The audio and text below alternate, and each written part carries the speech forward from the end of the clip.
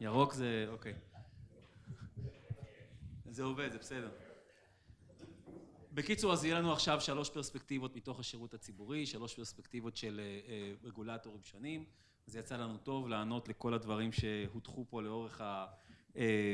לאורך היום, לאורך הכנס, לשמוע את הזוויות שלהם. יש לנו בסך הכל כבר קצת פחות מחצי שעה, אנחנו נעשה את זה קצר ולעניין, נעשה 2 סבבים של השאלה הזהה, לשמוע 3 זוויות ביניהם.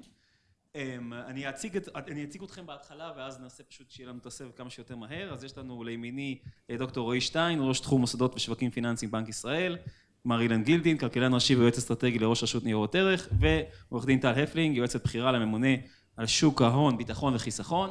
זו שאלה הראשונה בסבב השאלה הזהה, שאלה מאוד כללית, ברוח הכותרת של הפאנל, לאן נושבות הרוחות אצלכם בגוף, אצלכם בשירות הציבורי, אצלכם ברגולטור הספציפי הזה. לשמוע כל אחד מכם את הזוויות שלכם על הדברים ששמענו עד עכשיו. טל, בבקשה. טוב, צהריים טובים לכולם, לשורדים כמובן. טל הפלינג, יועצת בחירה של דוקטור משה ברקת, הממונה על שוק ההון, ביטוח וחיסכון. לא בכדי אני מעריכה על כל זה, כי אנחנו רגולטור גם של כל תחום הפנסיה בישראל, ועל כל זה, על כל המשמעויות על תיק ההשקעות הענק שעומד לצד הפנסיה הישראלית, כל תחום הביטוח. והחל מ-2017, כמו שאמרו פה, הרבה דברים אגב נאמרו על ידי אנשים שרציתי לפנות אליהם, אבל הם הלכו הביתה. אז אנחנו נעשה את זה בלי רפרנס, אנחנו פשוט נגיד את הדברים בצורה קצרה ומדויקת יותר. עם מטה-טאג כזה בדיוק, אבל אולי נעשה את זה במטאברס? אתה חושב אני אהיה רגולט? אוקיי. רשות שוק ההון גם קיבלה ב-2017 את כל תחום השירותים הפיננסיים המוסדרים, ויש שם את כל החברות אשראי החוץ-בנקאיות והפיר טו פיר, והארנקים הדיגיטליים והצ'יינג'ים, וגם את הקריפטו. ואגב, כך היא פיתחה ומפתחת בשנה וחצי האחרונות מומחיות גבוהה בתחום הזה, ואני אסביר למה רק שנה וחצי האחרונות. התלוננו פה והתלונן רון, והוא בדרך כלל מתלונן ואני בדרך כלל עונה לו, זה הדו-שיח בינינו רון צרפתי. התלוננו שהרישיונות מחכים הרבה מאוד זמן, אז צריך להבין איפה אנחנו נמצאים, ואני רצה ככה בפאסט פורוורד, כי זה פאנל אחרון, ואני רק מביאה לכם את העובדות שבדרך ומה שקורה. צריך להבין איפה אנחנו עומדים. אמנם החוק נכנס לתוקף ב-2017, וב-2019 פרסמנו נוהל רישוי יהודי לכל התעשייה של השירותים הפיננסיים המוסדרים, אבל בתוכו כבר נשתל פרק מראש שמתאים לקריפטו, מבוסס על הביט לייסנס הניו יורקי, אגב כבר אז, אבל מ-2019 עד 2020-2021, ליתר דיוק נובמבר 2021, לא יכולנו דה פקטו לתת רישיונות קריפטו מסיבה מאוד ברורה. לא היה צו הלבנת הון, מניעת הלבנת הון בתוקף, וישראל חברה יחסית צעירה ב-FATF, מאמץ עצים שנעשה פה, שנכנסנו ב-2018 לארגון הזה, להערכתנו ובהתאם להערכת הסיכון שלנו במעמד הבינלאומי שלנו, לתת רישיון לאיזשהו ואספ, לאיזשהו נותן שירותים פיננסיים בקריפטו, כשאין צו הלבנת הון בתוקף, ולכן כל הפעילות של הלקוחות אינה מנוטרת ואינה מדווחת כנדרש, עשוי היה לייצר סיכון ברמת המדינה, ואף אחד מאיתנו לא היה רוצה להתעורר למציאות של שוק פיננסי ישראלי, שנמצא במצב נחות לעומת שווקים מתקדמים בעולם. אז אני מתחילה את המסע שלנו בנובמבר 21, כי זו נקודת הזמן האמיתית, שבה אנחנו מתחילים להסתכל על השחקנים שנמצאים פה על המגרש, ועל הרישיונות שלהם בהתאמה. נובמבר 21, הקמנו צוות משימה, אני עומדת בראשו מטעם הממונה, אמרתי ביטוח, חיסכון, כן, גופים מוסדיים, שימו את זה רגע בצד, כל זה מתנקז רגע לקריפטו, אנחנו שמים לזה הרבה management attention, צוות של אל תתפלאו, 5 אנשים, דיבר אריאל קודם על מיעוט המשאבים, אז כן, זה מה שיש לנו את הדבר הזה, ואנחנו בפול גז שם. אנחנו סורקים את כל הבקשות שמוגשות לנו במסרקות ברזל, צורת הבקשה דומה מאוד לאפליקיישן של, הייתי אומרת בכלל, בצורת עבודה, ל-NYDFS, ל-New York Department of Financial Services, זה הרול מודל שלנו בזירה הבינלאומית, ולשם אנחנו דומים, אנחנו גם הכי דומים להם בסמכויות, ואנחנו בעצם נותנים ברישיונות בארץ, או אמורים לתת רישיונות, לכל מי שנותן שירות בנכס פיננסי מסוג מטבע וירטואלי. זו ההגדרה היבשה בחוק. תשאלו אותי מה זה מטבע וירטואלי, כולנו יודעים, אני לא ארחיב על זה עכשיו, שזה מאוד מעייף לנסות להגדיר, מה שזה לא בחוק שלי זה לא ניירות ערך. כלומר, אם מי שאתה מטפל בו או נותן בו שירות הוא נייר ערך, אתה כנראה עובד פה לאילן והוא ימשיך אחריי, אבל כל הנכסים הפיננסיים האחרים הווירטואליים עוברים אצלנו. כלומר, אם אתה עושה שמירה, ניהול, המרה, העברה, תצטרך רישיון מאת רשות שוק ההון. עכשיו, אם אני מסתכלת על מה מעכב כרגע את התעשייה מלקבל את הרישיונות, אז ברגע שהם כבר עלו למגרש והתחילו לשחק לפי צו הלבנת הון, ברגע יש לי פה אווירה של ספורט, אני לא יודעת למה, אבל הם התחילו לשחק מבחינת עמידה בתנאי הלבנת הון, ופרסמנו טיוטת חוזר סייבר, שעומדת בסטנדרט גם של הגופים המוסדיים, כלומר זו טיוטת סייבר מחמירה, בטח לגופים כאלה. מצד שני, הם מבקשים לעשות קסטודי, וכדי לעשות קסטודי אתה צריך לעבוד בסטנדרטים מאוד מאוד גבוהים של הגנה על נכסי הלקוחות שלך, כי כן, יש פה כבר אלמנט קנייני, ויש פה כבר אלמנט של יכולה להיות פגיעה בנכס של הלקוח ממש, ולא רק איזשהו הפסד או אובדן ערך שנובע ממסחר כזה או אחר. אז במקומות האלה של הקסטודי כן צריכים להיות סייבר רזיליאנס ברמה מאוד מאוד גבוהה, והתחלנו לבדוק את הבקשות, ומה שראינו שבדקנו את הבקשות עצמן, ורובם מכירים את זה, והם היו באמת בחודשים האחרונים, אפילו ממש פגישות פרונטליות מולי ומול הצוות שלי, זה שהלג הבא של הקשיים, להבדיל מהלבנת ההון, שזה אם אני מדברת רגע בביידניזם, זה ה-illicit finance שמדברים עליו כל הזמן, אז זהו, נגמר הזמן. השלב הבא שאנחנו מדברים עליו זה בעצם ה-responsible innovation והגנות הלקוח, זה שני מונחים שגם חוזרים עכשיו בטרמינולוגיה האמריקאית. אנחנו בודקים את הצורה שהגופים האלה עובדים מול הלקוחות.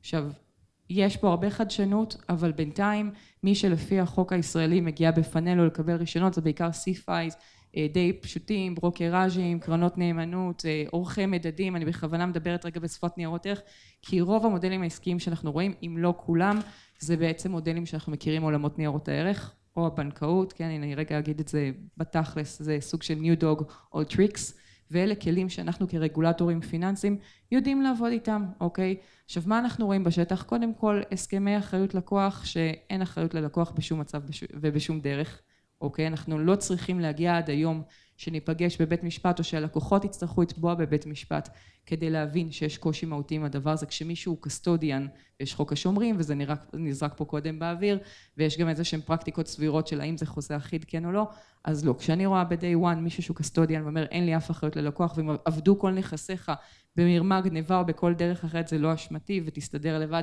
אז ברמה הצרכנית זו לא פרקטיקה מספקת.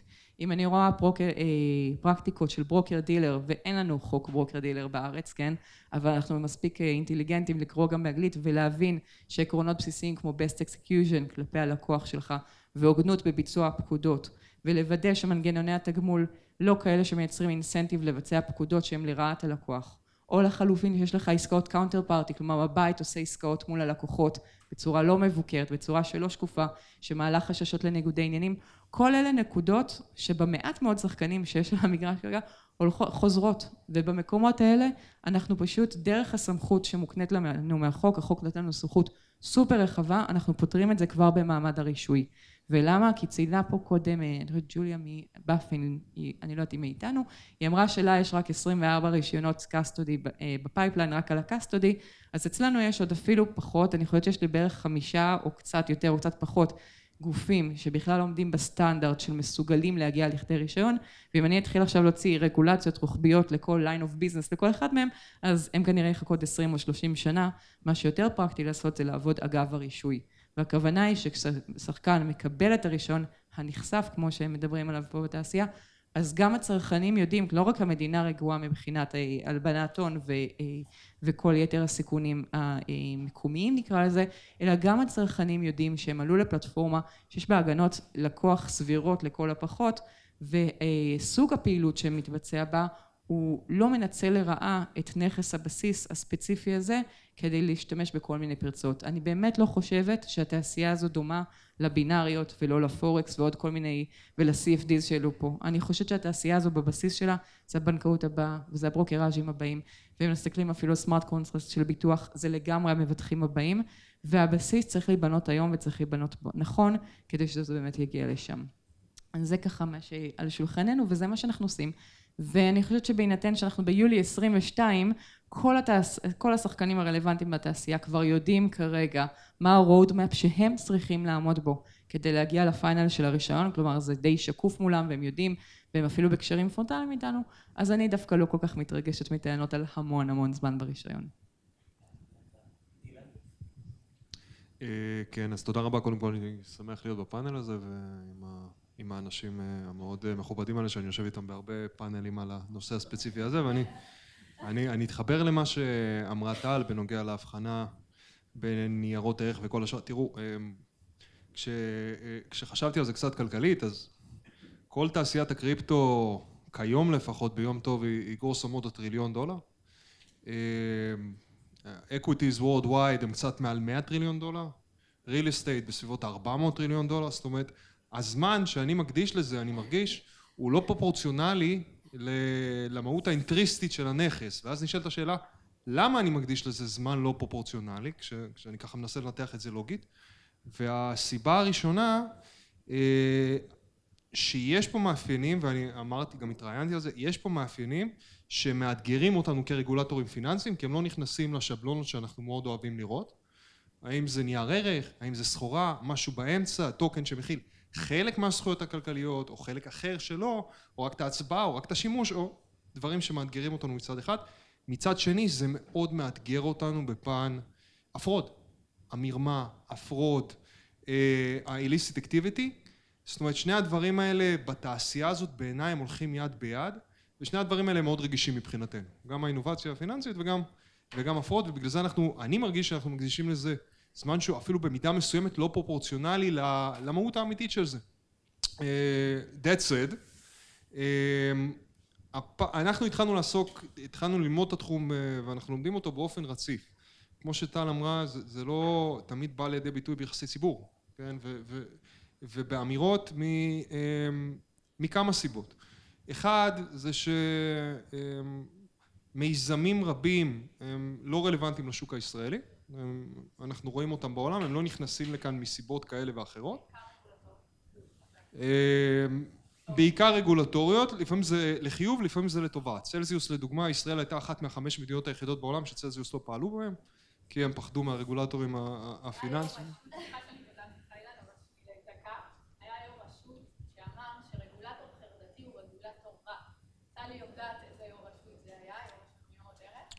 זה נכון, לא, אני מסכים איתך לגמרי. מצד שני היה גם את הרי טרומן שאמר אני מעדיף לעשות את הטעויות שלי לאט. זה נכון, צריכים לדעת לאזן פה, בטח כשזה תעשייה שבנויה על ריטל מאני.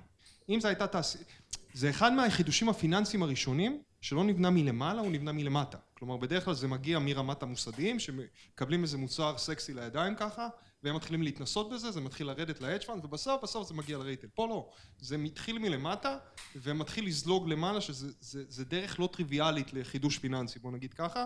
אז אני חושב שזה עוד יותר מחייב זהירות של הרגולטורים הפיננסי, אבל שוב, אני לא פוסל את זה. זאת אומרת, אנחנו כל הזמן לומדים את הסוגיה. במובנים מסוימים, אנחנו גם מוגבלים חקיקתית. כולנו יודעים מה המצב בישראל, אנחנו מוגבלים חקיקתית. אני יכול להגיד שאנחנו שאפנו, ואנחנו עדיין שואפים, בדיאלוג שלנו עם משרד האוצר, משרד האוצר הקים איזשהו צוות יהודי לדון, אתם בטח כבר מכירים, גם שר האוצר דיבר על זה, לדון הוליסטית בכל סוגיית הקריפטו. אנחנו חושבים שזה צריך להיות asset class on its own, כאשר הוא מיועד לשימושים שבמהותם הם שימושי השקעה, אנחנו חושבים שזה צריך להיות תחת הפיקוח של רשות ניירות ערך, גם בגלל היכולות האכיפתיות שלנו. כרגע ואני מזדהה עם הרבה מהדברים שרון אמר דרך אגב, רון צרפתי, אנחנו צריכים עוד ועוד סמכויות בהיבטי אכיפה, בסופו של דבר זה יגיע גם לטובת המשקיעים, אבל אני חושב שזה לא יכול, כמו שזה נראה היום, האם אתה נייר ערך כן או לא. זאת אומרת, יש לנו כללים ואמות מידה לקבוע האם אתה נייר ערך כן או לא. אנחנו חיים בעולם הבינארי. והבעיה שאנחנו חיים בעולם הבינארי, זה דבר אחד. דבר שני, אנחנו גם אלה שאחראים גם על היועצים הפיננסיים בישראל, על יועצי ההשקעות, יותר נכון. ולצערנו, אני אומר את זה, זה תעשייה שבין הלקוח הסופי לקוד, יש הרבה מאוד, ההפך מזירו טראסט. יש הרבה מאוד טראסט בגורמים שלא צריך להיות טראסט בהם. זאת אומרת, אני לא מכיר הרבה משקיעים בקריפטו שיודעים לקרוא קוד. בוא נגיד ככה. הם מכירים מישהו שאומר שהוא יודע לקרוא קוד, וזה מקום שקלאסי, אתם יכולים להבין כמה בעיות הוא מייצר, וזה מקום שצריכים להיכנס בו יועצים אובייקטיביים. ואנחנו מאמינים שגם שם אנחנו צריכים לקבל סמכויות, כי בלי היכולת לאוריינות פיננסית ולתווך את המכשיר הזה יותר טוב למי שרוצה להשקיע בו, כן? שזה לגיטימי, אני לא פרטרנליסטי בהיבט הזה, אני חושב שזה כן, אבל בסופו של דבר, עוד פעם, מוגבלים מבחינה חקיקתית, אנחנו שואפים לשנות את זה, אני כבר אומר. אז כמו שאמרתי, כרגע המסגרת החוקית בעיקר מדברת על האם זה נייר ערך, שזה במגרש שלנו, ככל שזה לא נייר ערך, כאמור, טל דיברה, הרחיבה מספיק, יש מספר מיזמים לא מפוקחים שמשתמשים גם בקריפטו לצרכים כאלה ואחרים, ככל שאנחנו רואים את זה, נכנסים אצלנו גם למסגרת האכיפתית. זהו, אני יכול להגיד שיש צוות רשותי שלומד את זה כל הזמן, גם הוצאנו דוחות לפני 3 שנים, כתבנו עוד דוח ולא הוצאנו אותו בסוף בגלל הצוות של האוצר, ואני יכול להגיד שתרמנו גם הרבה לדוח שלו, שהוא כנראה יצא בזמן המאוד קרוב, וזה יהיה דוח מאוד עב כרס, בוא נגיד ככה. זהו, בגדול. תודה רבה על ההזדמנות. בנק ישראל האמת היא גם משתף פעולה עם הכלכלנית הראשית, ואנחנו נמצאים פה, למעשה כל הרגולטורים נמצאים בסבב שיחות, שולחן עגול, אבל אני רוצה לדבר מבנק ישראל, יש לו כמה כובעים, אני בא מחטיבת המחקר, יש כמובן גם את הפיקוח על הבנקים בינתיים, ויש לה את האחריות על הסליקה ועל התשלומים, אבל אני רוצה רגע להתמקד ביציבות הפיננסית. גם בנק ישראל פרסם איזשהי מחקר, מיני מחקר, אנחנו קוראים לזה תיבה, לפני 1.5 שנה בנושא הזה של הקריפטו, ואיך קריפטו ויציבות פיננסית הולכים ביחד או לא הולכים ביחד. מה שחשוב לי, זה הוזכר, הרבה מאוד הוזכר כבר בכנס הזה, אבל חשוב לומר דבר אחד, הקריפטו הוא באמת יישאר, הוא נשאר ואנחנו מתמודדים עם זה, וזה עדיין בהתחדשות ועדיין לא נאמרה המילה האחרונה, ורק ההסתכלות על הסטייבל קוינס, זה רק על זה, רק על הנקודה הזו, עזבו את כל, זה עולם מאוד קטן יחסית לה. אנחנו רואים סוגים שונים של סטייבל קוינס לפי גיבוי, לפי סוג הגיבוי. המטבע שנפל זה מטבע שאין לו גיבוי, תת גיבוי.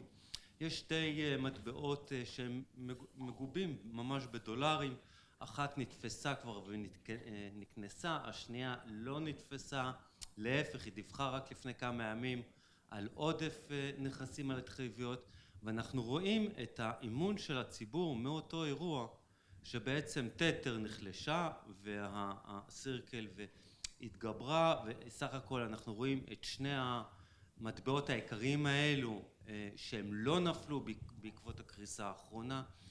אז אנחנו רואים שזה קיים, זה יישאר איתנו, זה יתגבר, ומבחינת בנק ישראל, חוץ מהפיקוח על הבנקים ועל התשלומים וסליקה, שאני לא רוצה לדבר עליהם כרגע, יש את הנושא הזה של אמצעי התשלום, ואם אמצעי התשלום הם משתנים לחלוטין, זה כמובן משליך על כל המערכת הפיננסית, על כל המוסדות, זה יכול לעשות שינויים מאוד מאוד מהותיים, והם צריכים להיות בסך הכל מבוקרים. הם מבורכים, אבל צריכים להיות מבוקרים. רק מילה אחרונה, אם יש לי עוד. ככה, ביומיים האחרונים עשיתי סקירה של שחלקם שמענו היום, של כל הרגולטורים, שזה ארצות הברית, אירופה וה-BIS.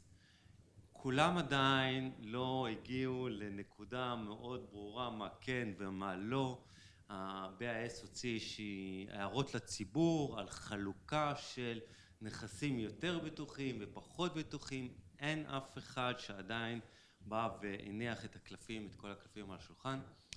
אנחנו מנסים ללמוד מה קורה בעולם, לשתף איתם פעולה ולהגיע למסקנות הטובות ביותר.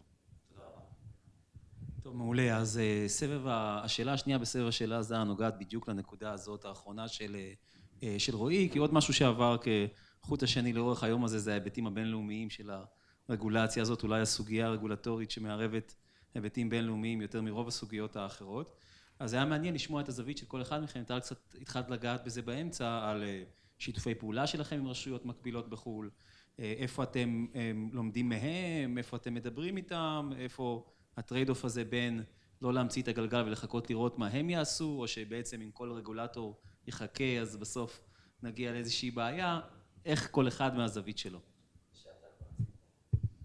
טוב, תודה. אז הדבר הראשון בערך שעשיתי שהגעתי, אגב, אני לא רגולטורית כזה הרבה זמן, היה לי חיים נורמליים פעם. כן, אני עורכת דין משהו פרטי.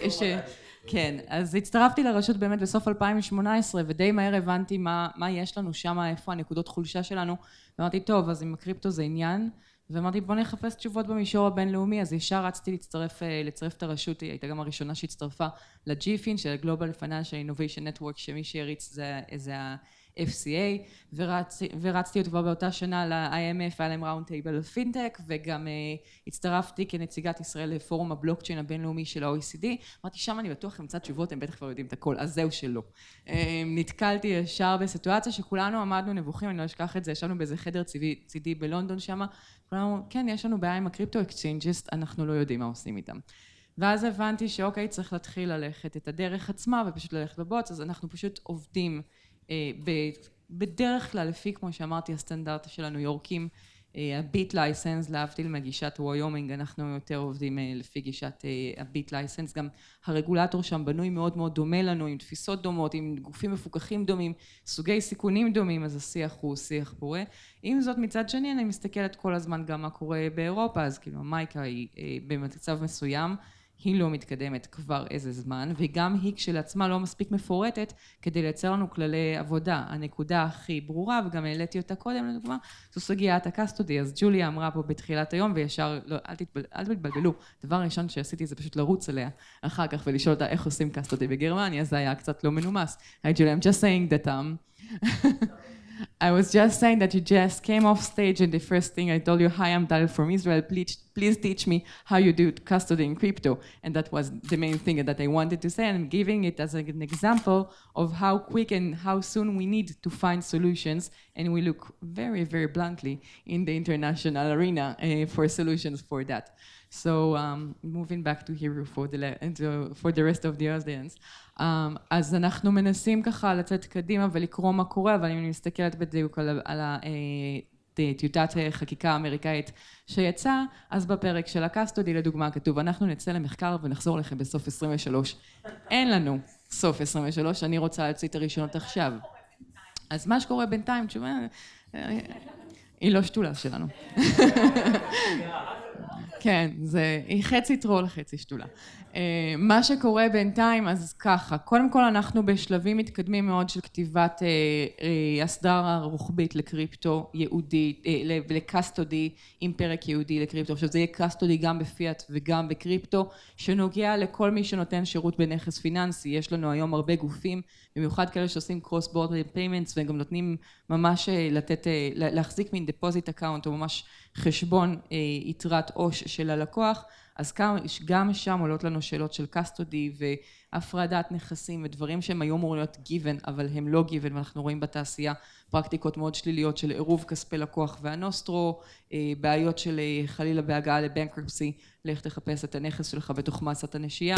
אז זו רגולציה שאנחנו ממש מקווים לסיים, אני כל פעם עומדת בחודש הקרוב, אבל אז קורה משהו נורא גדול בזירה הבינלאומית, אומרים, רגע, בואו נמתין, כן, בהתחלה הסתכלנו על מה שקוינבייס דיווחה בעקבות הדרישה של ה-SEC לפי ה-SAB 121, ואחרי שקוינבייס דיווחה משהו ואנחנו פירשנו אותו וחשבנו עליו, אז צלזיוס החליטה להגיש את הצ'פטר 11, וגם שם אנחנו רגע אומרים, אוקיי, בואו נראה שכבר אנחנו יוצאים עם הדבר הזה לדרך, אז הוא גם יהיה מאוד מוגן, גם במונחי הון, כן, אין מה לעשות, קסטודי זה הון שעומד כנגדו, או ביטוח, או ערבות, או איזושהי קולטרל, אם קרה נזק, אז שיהיה לגוף איזשהו כיס נשייה שאפשר להגיע אליו, אבל גם ברמת מניעת הפעלתות המשפטיות הבסיסיות, ב-terms of use, בהתניה על חוק השומרים, במקומות כאלה, שצריך לייצר את המניעה מראש, וגם hands-on בפרקטיקה, מה דרישות הסייבר, מה דרישות, אם יש דרישות סייבר ייחודיות לשחקני הקריפטו, איך הם עושים את ארנק חם, ארנק קר וכן הלאה וכן הלאה, כל הדבר הזה כן יקבל צורה של רגולציה,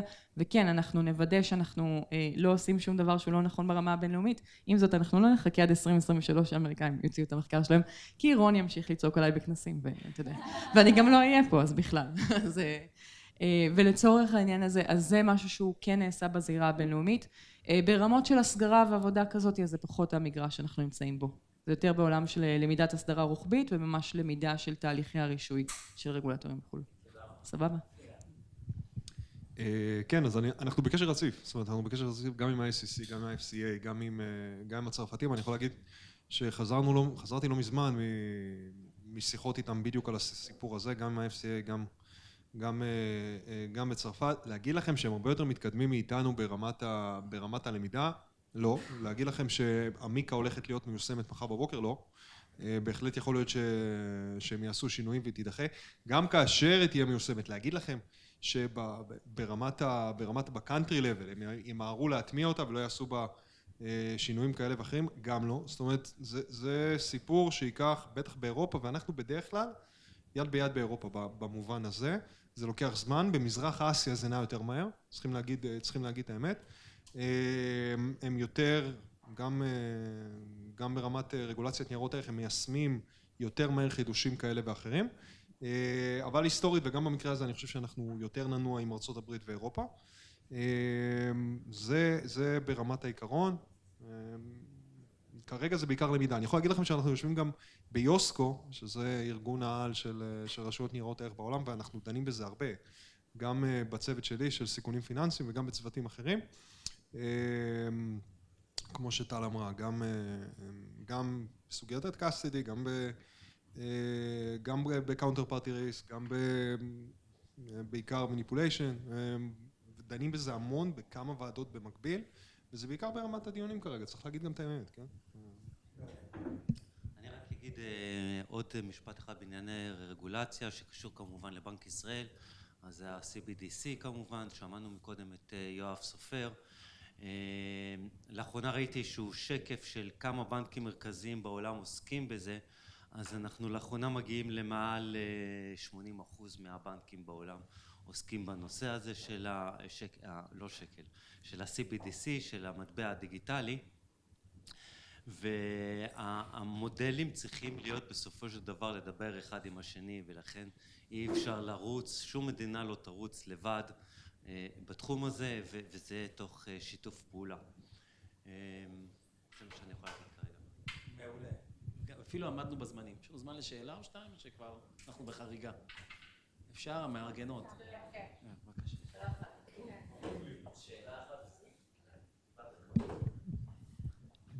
סליחה. אני בראש אומרת. אחת הסיבות שאין למולכם הרבה מאוד בקשות לרישיון, זאת אומרת אצלם יש 24, אצלנו יש נניח 5 או משהו כזה, אני בטוחה שזה ייעוץ שלא רק אני נותנת ללקוחות שלי, אלא הרבה מקולגותיי ומתחריי נותנים, שאומרת להם, אל תחלמו בכלל לנסות לבקש, כי כולנו נצא לפנסיה לפני שזה יקרה. עכשיו, יש לכם אילוצים של כוח אדם, ברור מחלוטין, ויש אילוצים יותר משמעותיים, יותר מהכל, גם אם היו לך 200 איש, כששוק הקריפטו הוא פחות מ2% או 0.2% מכל השוק של שוק ההון, המפקח על שוק ההון, הביטוח והחיסכון צריכים לטפל בו, זה מובן מאליו. אני מקבלת את זה לגמרי, אבל אני אשמח שלא תראו בזה שיש מעט בקשות, זאת אומרת, זה מערבב את הסיבה והמסובב, את העובדה שאין ביקוש לבקשות שכאלה. פשוט אני אומרת ללקוחות שלי, בואו נרגיש את הבקשות האלה במדינות אחרות או במקומות שבהם יש סיכוי לקבל לפני שנצא לפנסיה. אז אני רק מבקשת לא לראות בזה בתור האינדיקטור, כל שאר המגבלות מאוד מובנות. תודה.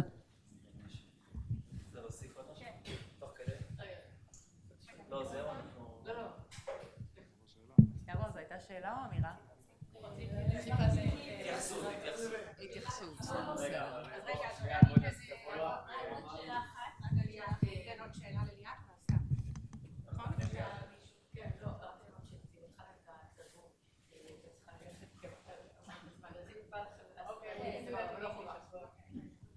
השאלה הקצרה היא, כששאלתי למעשה...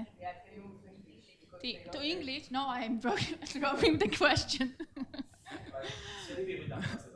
לא, אני יכולה. When I said what's happening in between,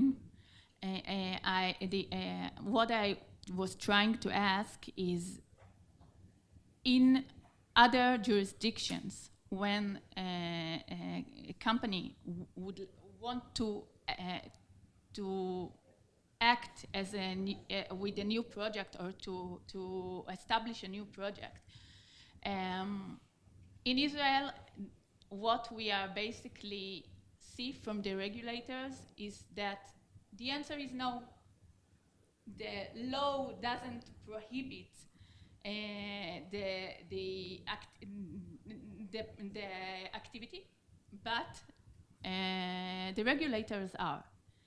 And they can prohibit the activity either in a situation when they asking for more and more information, and or in the other way that they're just saying no, and we cannot do anything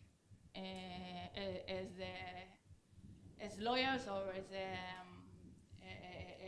that represent companies. Now, what I was trying to ask is what happened in other jurisdictions.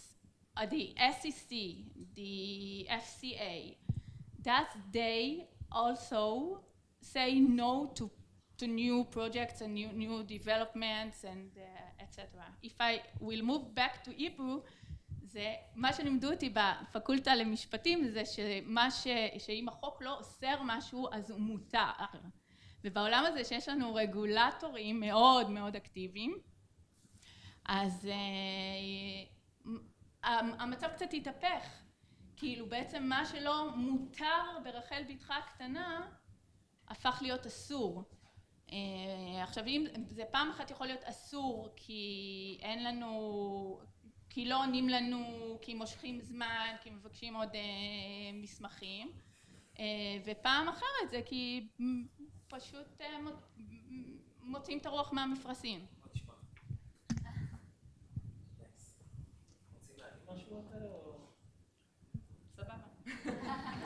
Okay, I will try to relate to that and keep myself, I'd say, as a much of the public figure I could be.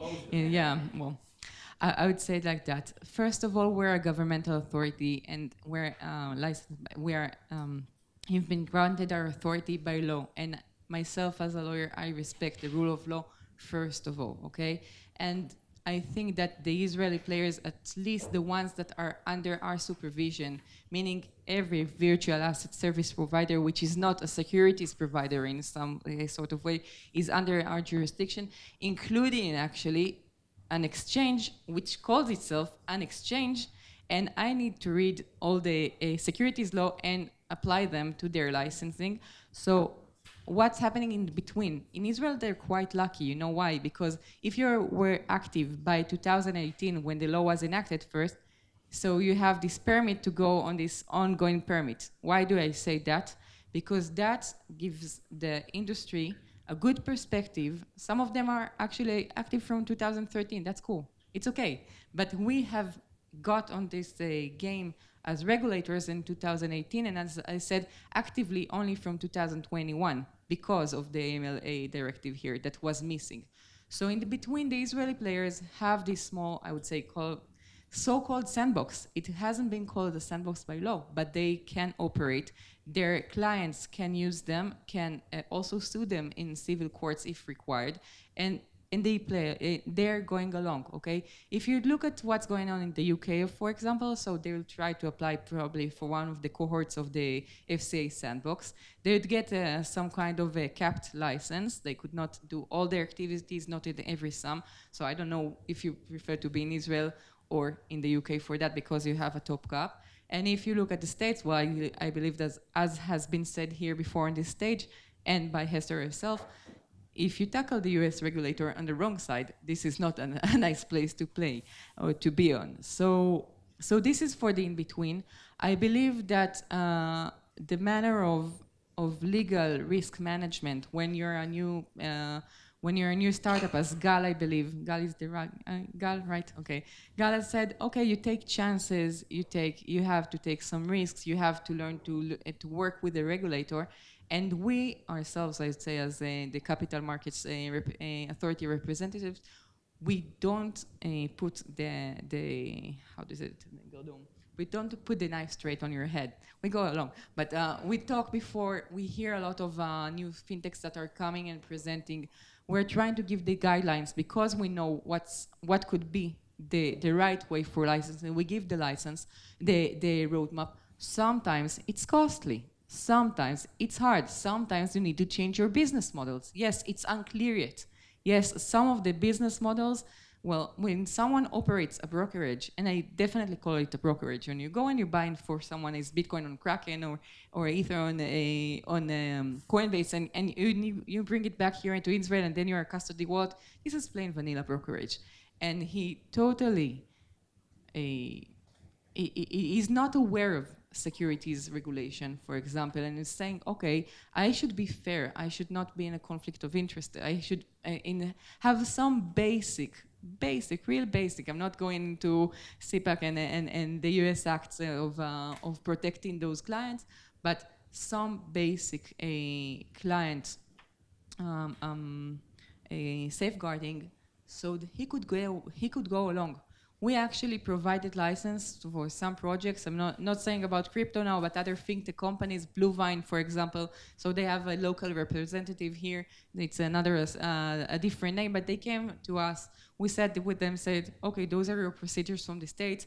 I think it was a matter of 3 weeks they were licensed, okay? So you have to be clear when you come to the regulator. It could not be your first day, you know, at kindergarten as a financial institution, but this could be done. We have been doing licensing also of 1 month licensing for some e-wallets or for remittance players. It's not a all black area. I couldn't agree more. I think a lot of projects that we see, the inventor just doesn't do his homework as well. He doesn't know the proper laws.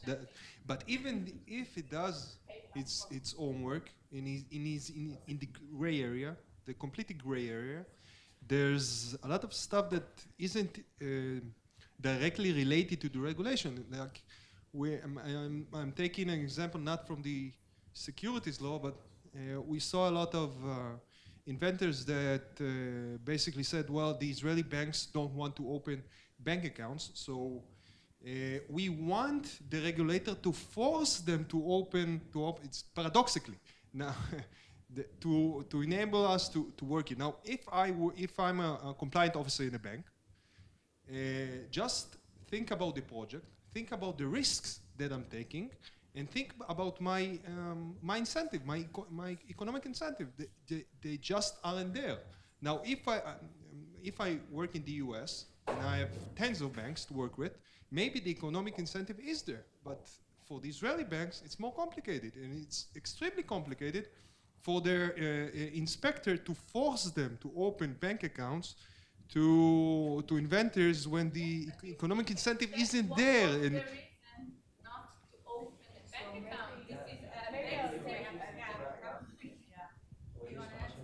okay, so thanks a lot to everyone. I think it's a perfect note to end the conference on, and thanks for the conference organizers.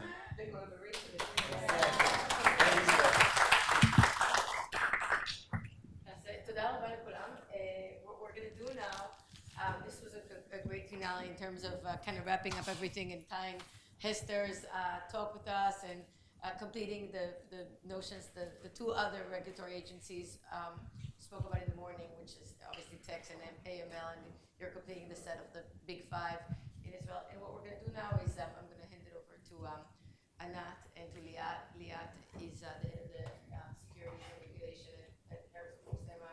Anat is a professor at Case Western. And whoever is interested in joining some type of working groups or continuing the discussion informally, they're going to sort of lead us in that. Thank you very much, Philip. You guys. Thank you.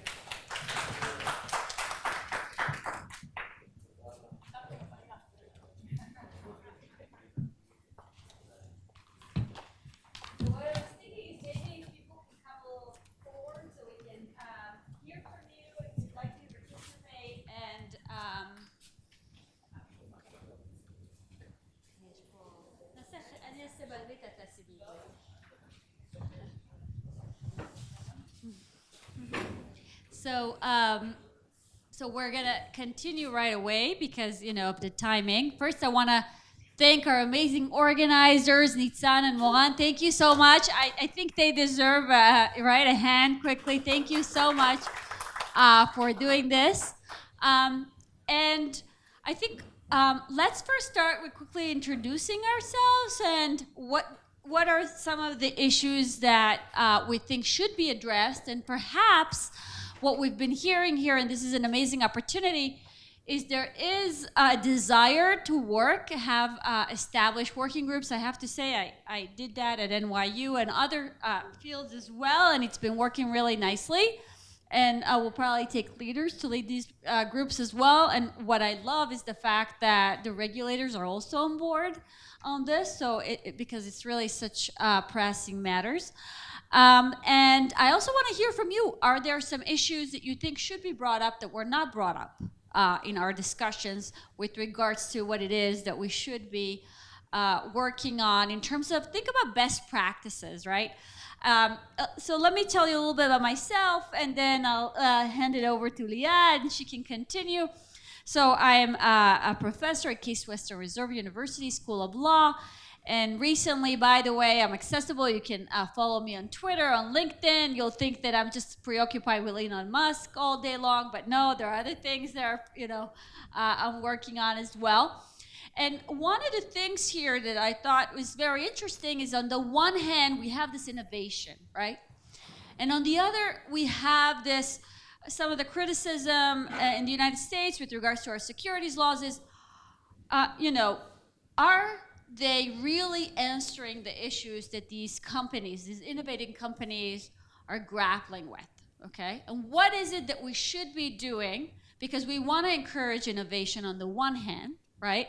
On the other hand, though, I think it's very important, retail protection, yes, because under securities laws, right, at least in the United States, there are two things that the regulators are in charge of, okay? One is capital formation, okay? But the other one that's extremely important, I think they take it very seriously, and that is investor protection, okay? I think we cannot take investor protection lightly. And in light of all these examples, right, we keep hearing about all these cases coming up, I think that has also a chilling effect on what's happening in terms of the development in this field. And I'm going to hand it over to Yulia. Thank you for joining us today.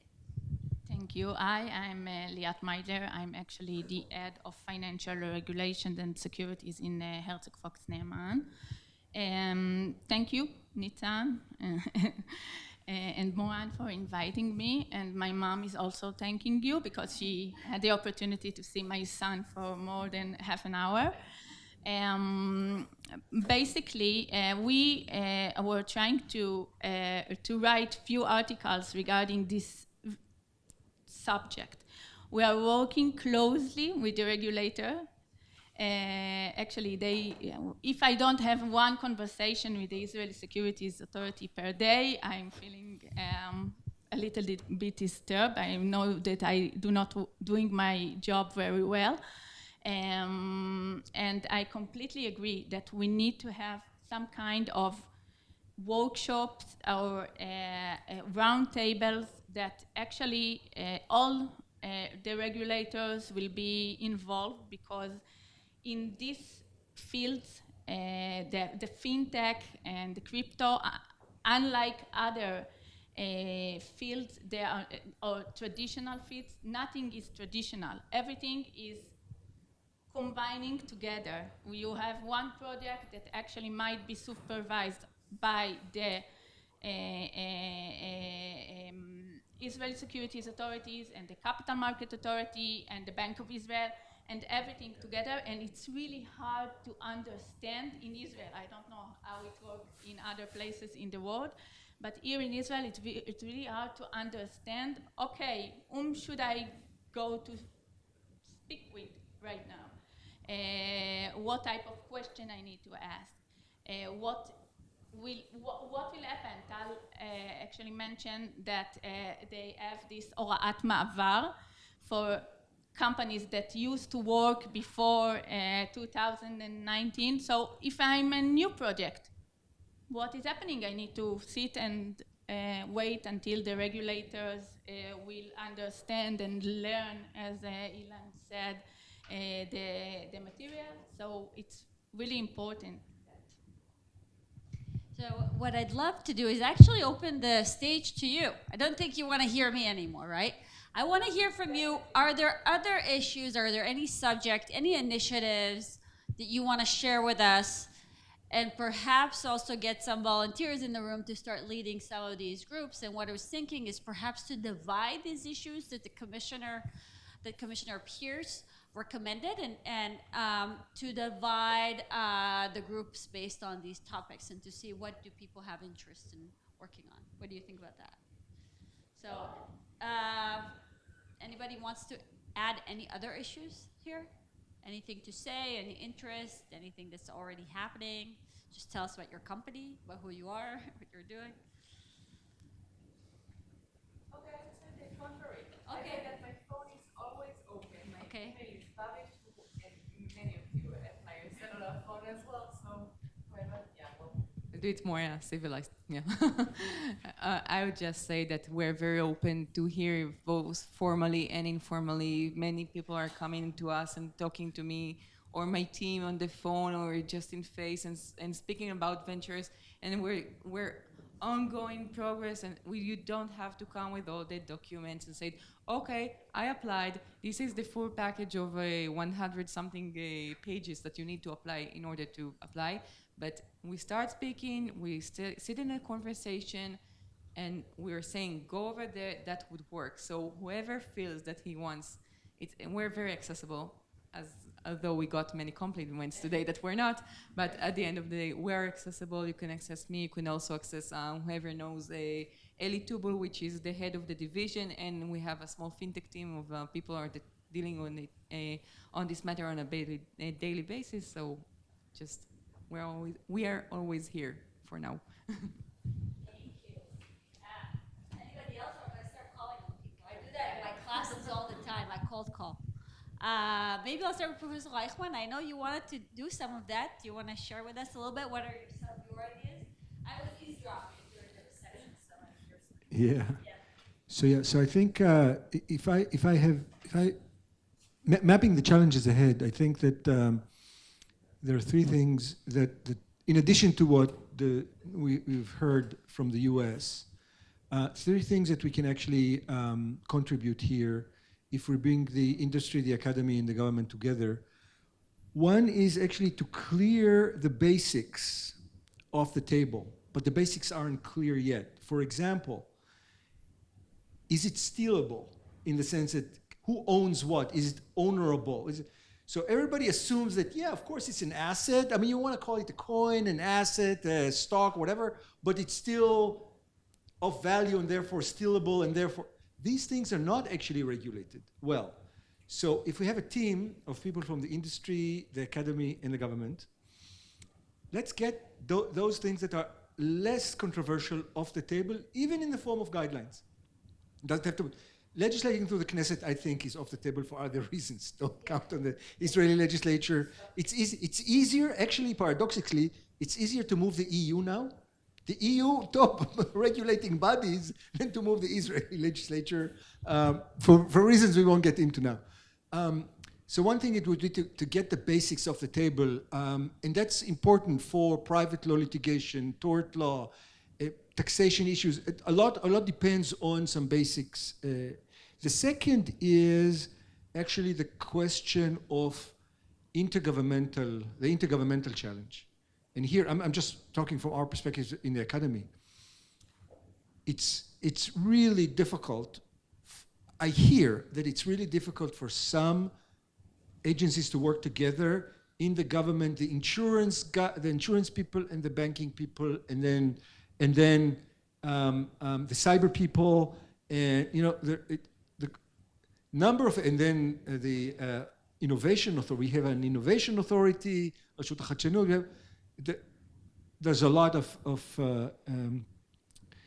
so that should be it. I think a task force of intergovernmental and the best practices idea. I totally agree that the best practices, and that should be transjurisdictional.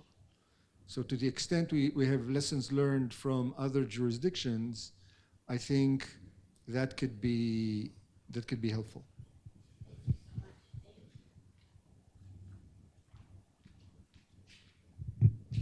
Does anybody else want to add? Yes, please. And if you can please just present. Hi, my name is Amit. I think that Maybe one thing to go forward, because everything here is built on contracts at the end of the day, and given the important comment from the Rashut Shuk Ahon, I can't say your full name in English, okay? But they're in charge of a lot of stuff, anyhow. So the contract, and I think that some sort of model clauses, I mean, it depends on the type of energy you have, but what would be a reasonable consumer contract so that people can look and maybe compare, and maybe consumer organizations can after that use that? Because we have two types of mechanisms in this space. One is regulation coming top down, etc., etc. We talked a lot about it a lot. And then in general in this space we have the end user license agreement and the contracts, which basically are deal with that stuff according to how it is supplied. So basically my suggestion would be to have some sort of guideline about what a reasonable, bona fide, consumer-facing division of liability, disclosure, something which is simple. Of course, consumers will not use this because they don't read anything, but it will be moving the discussion forward. And then maybe the other way around, and I'm not aware of the whole, if you like, economic chain here, but I think that this type of discussion can also help the banking do the risk assessment. Because if someone who wants to connect to the regulated economic system and the compliance officer is worried about his risk with the regulation, and he has two businesses, one says, I voluntarily take this best practice and I can talk your language, arguably that will reduce some of the transaction costs in that area. So these are two areas which, these things can be built upon the existing way we look at financial regulation.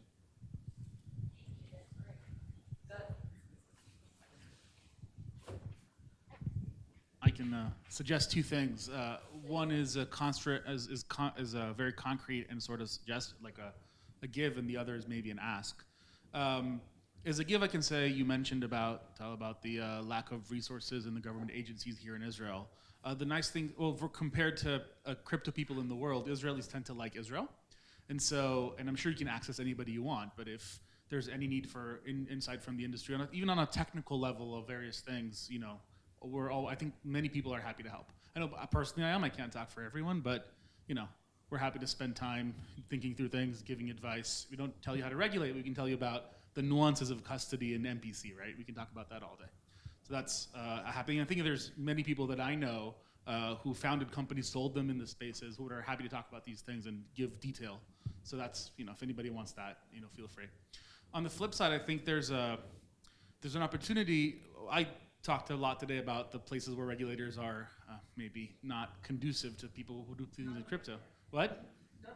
No, it's not an offense. It's a challenge. I think there is something that isn't respected enough, and we saw right now with Terra, which is the financial regulators have learned a lot about how to build financial systems that work at huge scale when we don't have to think about them. And I found myself reading Basel the other day to try to understand if various things are counterparty risk or credit risk and all that sort of stuff. And suddenly all this knowledge, which is kind of deep and esoteric to normal people, becomes relevant for people building crypto. And I think we're missing some of that bridge of how to translate all that deep institutional knowledge to, you know, 15-year-olds building smart contracts so that they can understand that when they build their smart contracts. I think there's potential there. I don't know how to make it happen, but I think there's a gap in sort of how the things are explained and what they mean and how we can learn from them. And that's something that I'm on a journey to learn myself. And I think unlike retail protection, where there's different opinions on the crypto people versus the regulators, in risk, people generally like to be able to control the risk, but everybody's agreeing on that. And so how can we learn to do that together?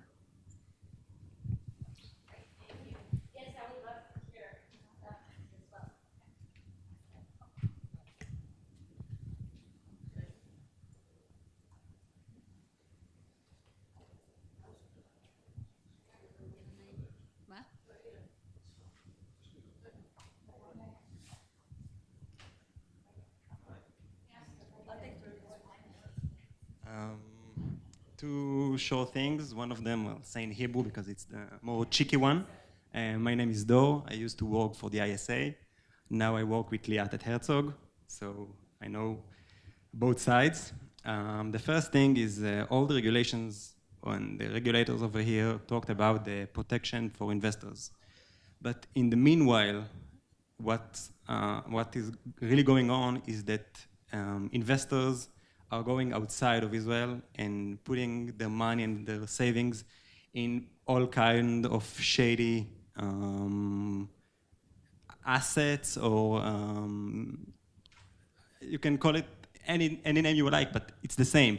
Like, meanwhile, while the regulators over here want to protect, you are sending the investors away, abroad, and you're not doing anything in the meantime, so just leaving them out there.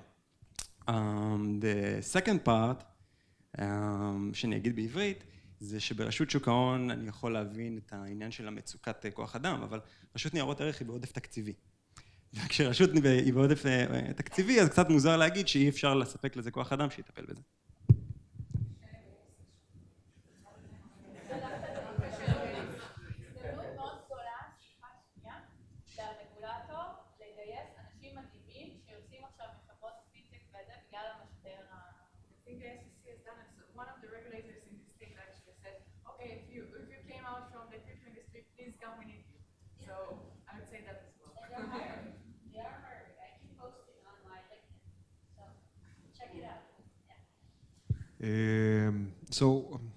I said that there's some financial innovations, but let's not overhype it. There's 99% of smoke screens and hype, and as you learn more, you understand it more. Let's take stable coins that Roy talked about.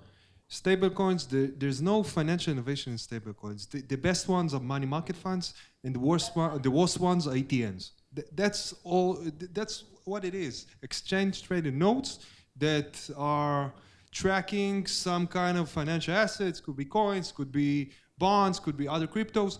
No financial innovation whatsoever. The only financial innovation in stable coins is it basically it allows you to sidetrack the regular financial system and can be held by anyone all over the world.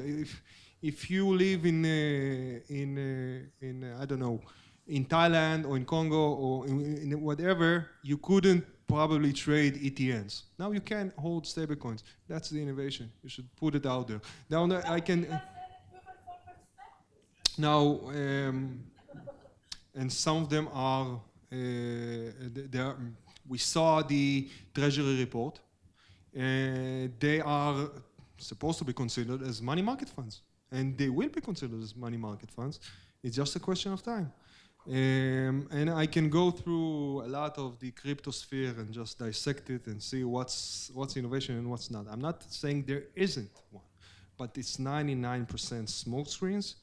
And in the few cases that are in the gray area, it takes a lot of time to learn it, because you have to define the regulation accordingly, and a regulation should be technological neutral. And technological neutral, it's not as simple as it sounds. You can take it anywhere you like, and that's it.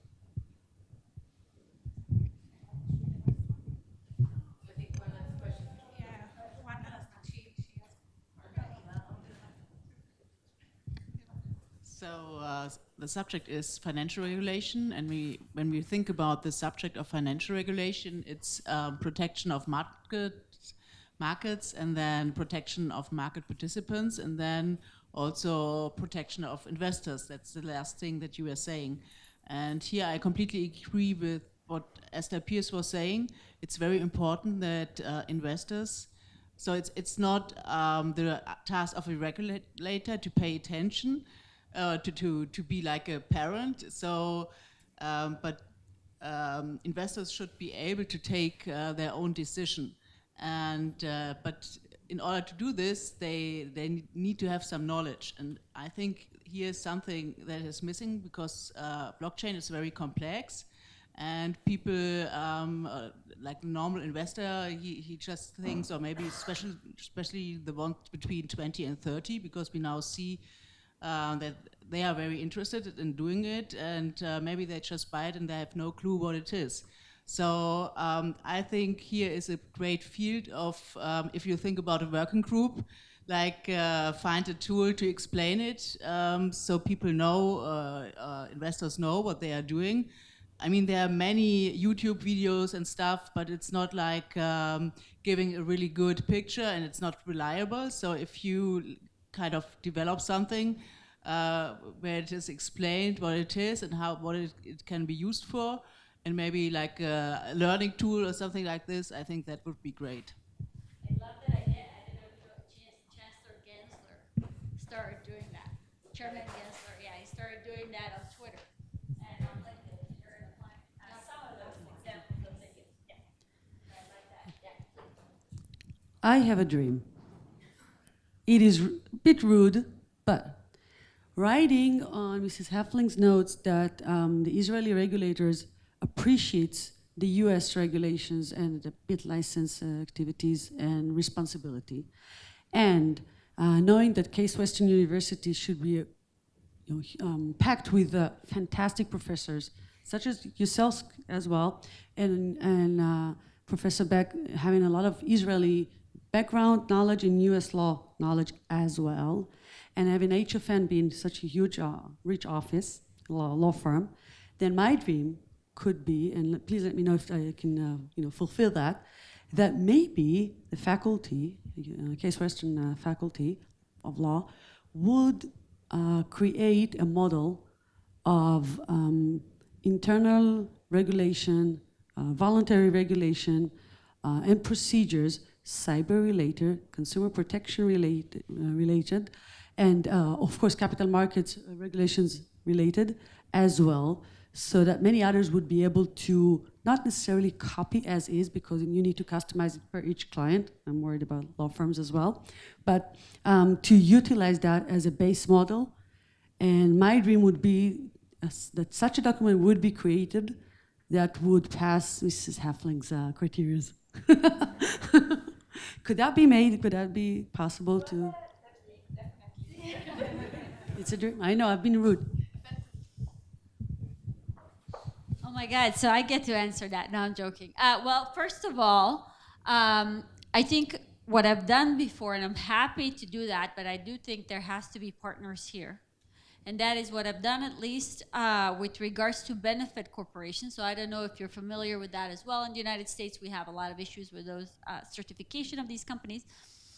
So what we started is a group of working, we have academia, regulators, and what we do is we get together, we decide, we have 5 groups, we decide, each group has a head. So it's not gonna be me writing all this, and you don't want me telling you what to do in all these issues, and I might not even know what the answer is in all these issues, but rather you would get a team of experts to sit on these panels and decide on each one of the issues that, for example, Commissioner Pierce outlined, what should be, let's say, 10 points takeaways from that, okay? Something that everybody in that group, and by the way, we've been meeting now we have an annual meeting where we have 200 people attend. And on top of that, monthly meetings, not with 200 people, but there are, let's say, 5 to 10 people in each group.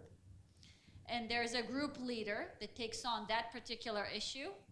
And then they decide and they write accordingly, and then that's how it goes. So I don't know if you have that here. We'll definitely, we can get the ball rolling, and actually Professor Reichman Center hosts a lot of these types of private sector, public, industry conversations, and I think that's something we'd be happy to host and accommodate.